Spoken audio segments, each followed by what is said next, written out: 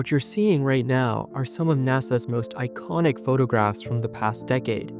Each one represents decades of science, engineering, and billions of dollars worth of investment. Their colors are vivid, the detail breathtaking. They spark a feeling that's hard to name. It's in part a sense of wonder, but also a sense of stillness.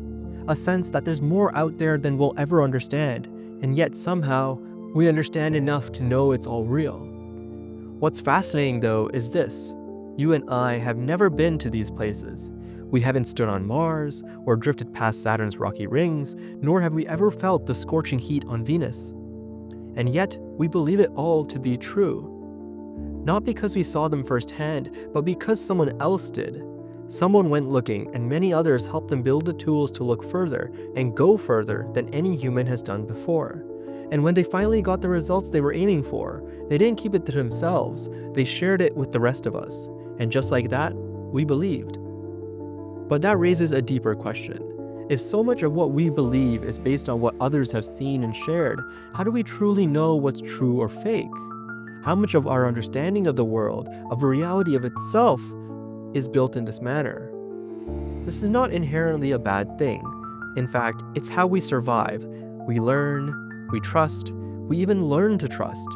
We build on what others have discovered and make it our own. You see, the questions that lie ahead in this Divine Dialogue series, about life, about the self, and about the divine, rely upon this very concept. It's very important for you to be able to discern between truth and untruth, because no one can think on your behalf and make those decisions for you. This makes it a very personal journey, one that requires some firm foundational tools to help you make those choices. So, where do we begin? Let's start by understanding how we understand anything at all.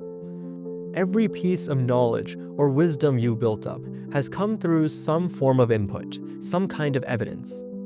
How do we know the sky is blue? We've seen it. How do we know the ice is cold? We felt it in our hands. How do we know that fire burns? We felt its heat and maybe even been burnt by it. You probably see where this is going. These are things we didn't need to be convinced of. Things like knowing that roses have an amazing aroma or that pizza tastes good. This is called first-person experience or direct experience, and in Sanskrit, a pratyaksh experience. Something that we've seen, touched, heard, tasted, or even felt for ourselves. It's undeniable because we were there, we lived it. And it's not just about the things you experience with your senses. It includes emotions, desires, and urges, that deep attraction towards delicious foods, or the overflow of frustration and shouts when you're angry. And as we delve deeper into spirituality, those experiences will also be felt by us in the first person. We rely on this kind of experience a lot more than we think. It informs our eating habits, how we speak, and what we avoid. But this is important. Direct experience has its limits. It constricts our information input to only consist of things that we were directly present for. Anything where we were present is all that we would know. You and your friend could be living in two totally different countries and would only know of each other's experiences if you happened to share it over a phone call or text message. All the lessons learned from the past, every discovery that has been made by countless of people before us, reach us in the form of stories, books, and literature. This leads us to the second way we absorb knowledge, communicated experience, also known as shabd, or reliable testimony. It encompasses everything that someone else has seen or known about and has shared with you, from books, videos, conversations, even stories your grandparents told you when you were a kid. You may not have crossed a desert, but someone who has can tell you what it feels like to have your shoes fill up with sand with every walking step, or that your throat dries out with every breath.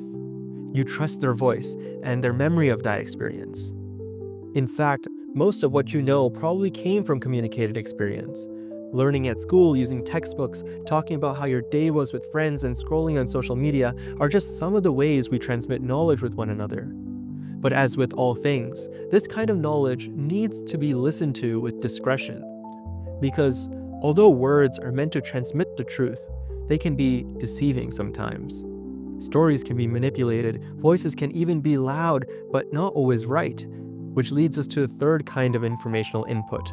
The kind that relies on you taking a moment to pause and piece things together and say, wait a second, does this make sense? This is known as anuman, inferential knowledge.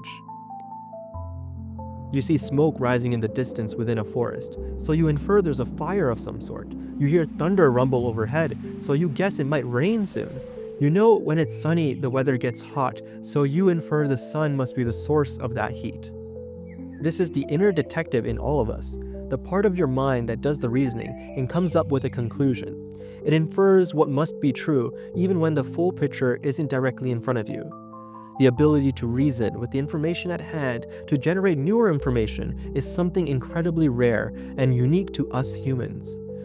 This makes us special. Being able to infer outcomes and possibilities have helped us make so many discoveries in the past and will continue to help us in the future. In fact, it was your ability to infer that by watching this video you were hoping to learn something beneficial. So now, we've learned the three fundamental ways we come to know anything. Direct experience, pratyaksh, communicated knowledge, shabd, and reasoned inferences, anuman. These are the pillars of understanding, how we've learned to navigate the world and make sense of it. But as we grow, the nature of our questions begin to shift. We start by using these tools to understand what is around us, but slowly, we begin to turn our questions inwards. We no longer ask, what is that? Or how does it work? But instead, start to ask, why does it matter to me? Why do I feel the way I feel? Why am I?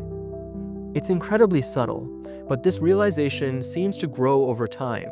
That even though we've gathered so much knowledge and we continue to learn more, that there are still moments in our lives that leave us feeling quiet, unanswered, and utterly restless. And that's when we begin to sense that understanding the world is only part of the picture, and that the other, more elusive part that we need to understand is how we fit within it. It's in these moments in life that we don't just need more information. We need clarity to separate out the fluff from what matters. We don't need more facts, we just need insight on how to use those facts for our understanding of ourselves and improving our experience of life. As we start turning our curiosity inwards, we realize that the inner world is actually so much more mysterious than the outer worlds. That's why, if we're taking a journey to this inner world, it's important to have a guide who has walked this path before, who can give us insights. Both pratyaksh and anuman are important tools, but when it comes to this inner world, it's sometimes our own experiences and mind that can blind us from the truth. And this is when the testimony of a trusted individual matters the most. Because the deeper questions in life, the ones about purpose, about peace, and about what really matters, aren't solved by gathering more facts. They're uncovered by walking with the right person in the right direction. In the episodes to come, we'll explore that kind of guidance from someone extraordinary, what makes their word real and what makes it trustworthy, and how, when you're ready, it might just reshape everything.